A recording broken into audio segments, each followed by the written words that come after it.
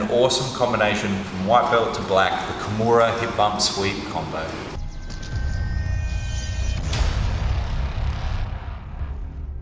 Hey guys, Prof Tom, I'm here today with Reese, and we're looking at one of my favorite and simplest combinations that I teach my students, and I do it myself rolling every week.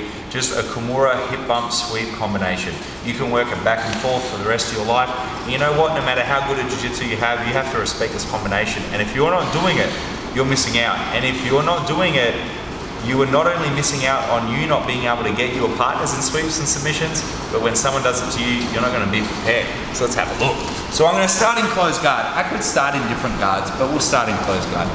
So more or less, I like to, if people lean on me like this, they're like screwed.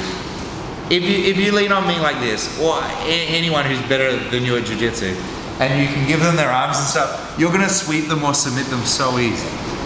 But it kind of can be a problem when people sort of stay back, and he sort of stays back and tight, and I can't get my arm bars, I can't get my chokes. But what I can get are Kimuras and hip bump sweeps, and they work together. So let's have a look at how I might go for the hip bump sweep first. So a simple hip bump sweep, guys, I'm going to let my feet go, put them on the ground, and I'm going to get up on my elbow, then my hand. And I'm going to grab around his elbow, right on the elbow, right here. Okay, and now I'm going to point my toes here, drop that to the floor, and I try to hit him over. And if it works, I get to mount. But, you know, it's jiu-jitsu, it doesn't work every time. So, as I go to do that to him, he's going to put his hand out to stop the sweep. Now, as soon as he does that, the most important thing I do is I move my hip right to where his wrist is. And now I grab hold with my hands. Now, I never grip with a thumb, and I never even grip with a wrist. I'm going to grip with my whole wrist curved around like this. Here. Okay? Now from here, I'm going to cut down on his back, and don't try to push it up. If you try to push it up his back, like behind his back up here, he'll often clamp in and try to grab his pants and stuff, and now you have to be strong. And while you're doing this, he pushes your other leg down and he hops over, and you've got all these problems on your hands. Okay, so we're going to prevent all of that, and we're going to prevent it like this. Once we have him here, before we try to put it behind his back, guys, do yourselves a favor and bring it up. If you bring it up enough, he will tap. Okay, but assume he doesn't. Pull it up, and now rotate, okay? But 90% is in the pull, and then 10% is the rotation. As opposed to if I rotate him from down here, look at this. Look, my torso has to rotate and break an arm. Unless I'm bigger than him, that's gonna be hard. But now watch, I lift up, and now look, just with like 2 fingers. Okay, is a very big difference. Small amount of distance to get the tap, or a large amount.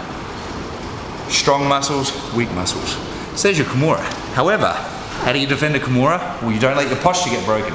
So I might try to sweep him, he puts his hand out, I move my butt to it, I latch my Kimura. But now he leans back, smart. See how he's leaned back and he's made his arm straight, so now I've lost the torque on the shoulder. It's like a screwdriver, not a wrench.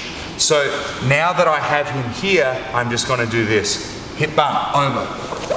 Boom. And now that I've got here, I'm going to keep my Kimura. And to apply the Kimura from mount, it's quite simple. I can put my left leg all the way over and now fall back here as I push through his shoulder. Or I can take my foot off and finish him from a side control position. Okay? If you like to, you can obviously have the leg over the head. Very common. But let's have a look at this combination, kind of like it would really play. So Reese is in my closed guard, and he's here, and I might latch a Kimura first. So I latch my Kimura first, but he's leaning back. So I go for a hip bump sweep, but he puts his arm out, and now I'll come over to the Kimura because nothing was over there with it. And now I lift it up, and then just the tiniest bit of push here will get me my tap. All right? So there you go, guys. Now, hypothetically, if I was in Reese's closed guard, he could do this to me 20 times in a row. Just one.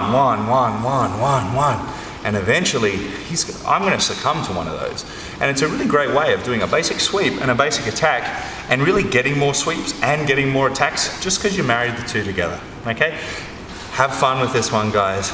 Don't hurt people's shoulders, but get lots of sweeps, get lots of Kimuras. Good luck, I'll see you next time. Thanks for watching the video, guys. I hope you loved it. For more free videos, click here. And if you'd like to get our free Footlock Masterclass, please click here. And if you'd like to help support me so I can help bring you high-level jiu-jitsu for free every day, please click here. Thank you for watching, guys. I'm Coach Tom. I'll see you next time.